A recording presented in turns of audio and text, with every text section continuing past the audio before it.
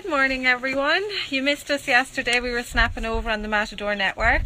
So we're back on our own account today and we're going to take you guys around Meteora by motorbike. Here's our driver. Wish me luck.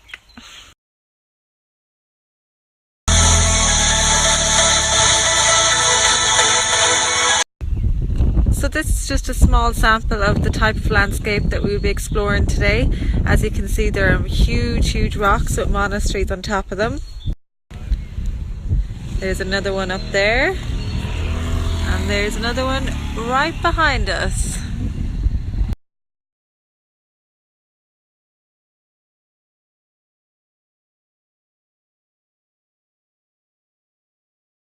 So a lot of people, guys, when they come to Greece, they end up just going to Athens and going south down to the islands, but they never really venture up north, which, as you can see, there's so much to do. So this area that we're in, Meteora, became famous back in 1981 after the James Bond film was shot here, which was called For Your Eyes Only. For Game of Thrones fans as well, you might recognise some of the backdrop from here because HBO applied to shoot some scenes here, but they were denied access to shoot here, but they were still super impressed with the location that they decided to digitally impose the landscape in such scenes like this one.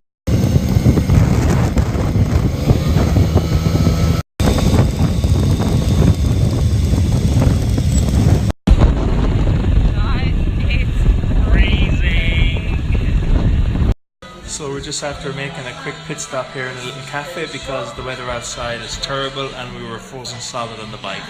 Frozen. So we've just finished our coffee in there and we see that there's a blue sky again, so we're going to go for round two.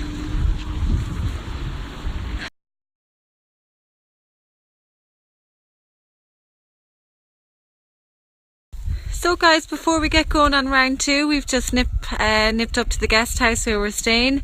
It's a gorgeous day, but it's just cold on the bike. So himself just wants to get some extra clothes to keep warmer on the bike. So this is our room for 3 nights, guys, here. It's called the Satoru Petrino Guest House and it's situated bang in the centre of Meteora. Actually, it's in Castracci.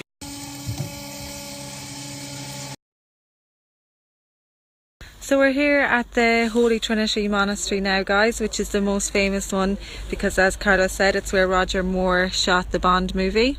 So while we're here, I just thought I'd share an interesting fact with you. Up until 1978, there was no road to get here, so the monks used to have to hike between the valleys to get to the monastery. So that's the village of Kalambaka down there, and from there to the Holy Trinity Monastery it took 2.5 hours. But a couple of years later, and the monks today have it a lot easier. They get into this cable car, go all the way along and into the monastery. So unfortunately we can't use the cable car because we're not a monk, obviously. So we have to climb 150 steps to go inside. So all of the monasteries have different opening times, and unfortunately this one is closed since 5 p.m. So if you're planning on coming to the area, screenshot the next snap for the opening times. Carlo's breaking the rules. David Donnelly, get your ticket out.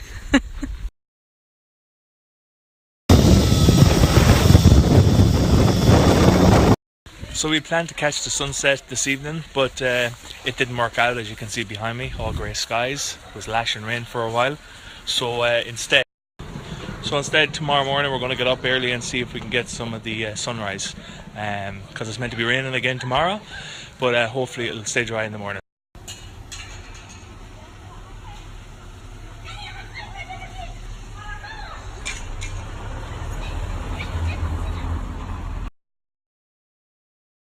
So here's a look at what a menu looks like in a typical Greek restaurant, guys. These are all the appetizers here, and all the prices are obviously in euro. So as you can see, you can get a cheese salad for €3, fried potatoes €3, fried courgettes $3.50. Your traditional Greek salad is $4.90. Turn the page to the main courses, and we have stuffed tomatoes and peppers for $5.50, spaghetti bolognese, omelettes, all the meat, a lot of meat in Greece. There's virtually no vegetables to be seen anywhere. What did the tour guide say yesterday, Carlo? The best vegetables in Greece is meat. And then to finish off the look at the menu, you go straight into your desserts, over to your beers, wines, reds, drinks, and that's it. It's the typical Greek menu.